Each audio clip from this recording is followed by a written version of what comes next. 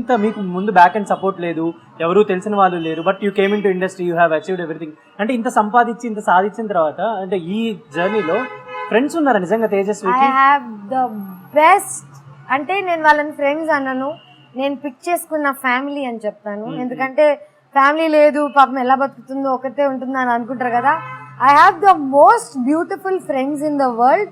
నా కోసం ఈ రోజు కిడ్నీ తీసి ఇచ్చేసే లాంటి ఫ్రెండ్స్ ఉన్నారు లిటరలీ. అండ్ వీళ్ళ Navdeep, Anisha Ambrose. Anisha Ambrose is the only నా బిగ్గెస్ట్ సపోర్ట్, నా బిగ్గెస్ట్. అంటే అనిషా హస్బెండ్ ఇద్దరు నా ఫ్రెండ్స్. నేను బిగ్ బాస్ లోకి వెళ్ళి వాళ్ళిద్దరు ప్రేమలో పడి వాళ్ళిద్దరు పెళ్లి చేసుకున్నారు అనమాట. తను నా అబ్బాయి బెస్ట్ ఫ్రెండ్, తిను నా అమ్మాయి బెస్ట్ ఫ్రెండ్. ఇద్దరు పెళ్లి చేసుకున్నారు. వాళ్ళ ఫ్యామిలీ నా ఫ్యామిలీ. ఇద్దరు బాబులు ఉన్నారు, వాళ్ళ పిల్లలు నా పిల్లలు. So Navdeep sister. ఇవన్నీ కాకుండా శరత్ అని నాకు ఫ్రెండ్ ఉన్నారు, హూస్ మై ఫాదర్. తన పేరు శరత్ శెట్టి. నేను 10 years ago ఒక పెళ్లిలో కలిస్తే నాకు నీలాంటి కూతురు ఉంటే బాగుండదు అంటే, అయితే పెంచుకో నేను ఫాదర్ చేసుకుంటా అని ఫన్నీగా ఈజ్ మై ఫాదర్ నౌ. అంటే ఆయన ఫాదర్ అని పిలుస్తా, ఈజ్ అ ఫోటోగ్రఫర్. సో నాకు లేనిదంతా నేను ఎవరో ఒకళ్ళు చూసుకొని బతికేస్తున్నాను. అండ్ ఐమ్ టెల్లింగ్ యూ, నాకు సక్సెస్ అనేది ఈరోజు నేను రాత్రి 2 o'clock ఫోన్ చేస్తే వచ్చే మంది, అండ్ మంది అనకూడదు కదా, వచ్చే జనాలు. So if I call right now saying I need help, at least ఒక 200 people వస్తారు. And these are all people who traveled with me in my life, who know me for 10-15 years. ఇప్పుడిప్పుడే చేసుకున్న ఫ్రెండ్షిప్స్ కాదు, ఎప్పటి నుంచో ఉంది. జనరల్లీ అంటే cheatings జరుగుతుంటాయి. ఇప్పుడు ఎవరికైనా, నాకైనా, మీకైనా పర్సనల్ గా లైఫ్ లో కానీ ఇండస్ట్రీ పరంగా కానీ చీటింగ్స్ జరుగుతుంటాయి. ఫ్రెండ్షిప్ లో కానీ ప్రేమలో కానీ. అలా మీకు బాగా డీప్లీ హర్ట్ అయిన చీటింగ్ ఏమైనా ఉందా? అంటే ఎప్పుడు హార్న్ చేస్తూ ఉంటది, వీడు ఇలా చేసి ఉండకూడదురా. బేసిక్ గా నేను జనాలు చీట్ చేశారంటే ఎందుకు చేశారనేది ఆలోచిస్తా.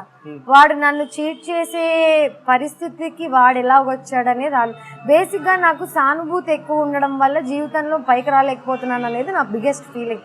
సానుభూతి తీసేసాను అనుకో, నేను ష్రూడ్ అయిపోయాను అనుకో, 2 years లో I think I reach wear ever I want. But నాకు నేను ఇలాగే ఉంటూ ఎదగాలి అనేది చాలా ఇంపార్టెంట్. ఎందుకంటే మనం లైఫ్లో జనాలకి ఏమి ఇచ్చాము అనేది గుర్తుంటుంది తప్ప మనం ఎంత సంపాదించాము, ఎక్కడ కారు కొనుక్కున్నాం, ఎవరితో తిన్నాం, ఎవరితో తాగాం గుర్తుండవు.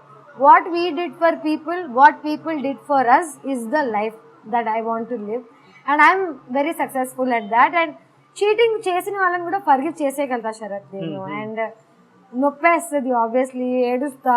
నాకెవరైనా అంటే నన్ను ఎవరైనా పొడి చేస్తే తిరిగి పొడవకుండా ఆ కత్తి తీసేసి కుట్లేసుకొని హీల్ అవుతా తప్ప తిరిగి వాళ్ళని పొడవాలనో లేకపోతే ఆ పెయిన్ ఎవరికో ఇవ్వాలనో నాకు థాట్స్ ఉండవు. So I've been cheated in love, I've been cheated like recently only.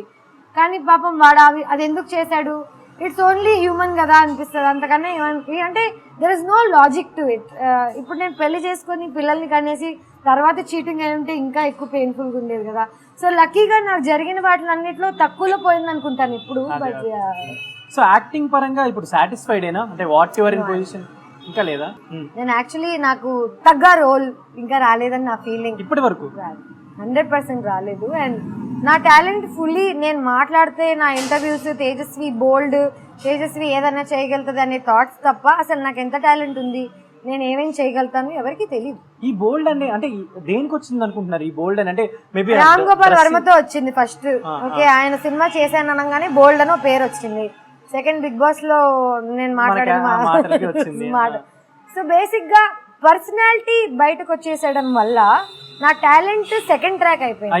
I'm actually brilliant dancer. I did an item song 5 years 6 years ago, ఒక పారు ముగ్గురు దేవదాసులు. కరెక్ట్. సో నాకు యాక్చువల్లీ చాలా టాలెంట్ ఉంది. ఆ టాలెంట్ అన్నిటికి నవదీప్ ని కూడా చాలా మంది క్వశ్చన్ అడతారు, మీకు తగ్గ రోల్ మీకు వచ్చిందా, ఇది అదే. మాకు తగ్గ రోల్ మాకు వచ్చేదాకా మేము కష్టపడతానే ఉంటాం, వచ్చిన తర్వాత కూడా మేము కష్టపడుతూనే ఉంటాం. అంటే as an actor your journey never ends. ఇంకా పర్ఫామ్ చేయాలనే. సో దేవుడా ఈ ఇంటర్వ్యూ తర్వాత రావాలని కోరుకున్నాను. నెక్స్ట్ ఆ రోల్ తర్వాత మీ ఇంటర్వ్యూకి వస్తాను.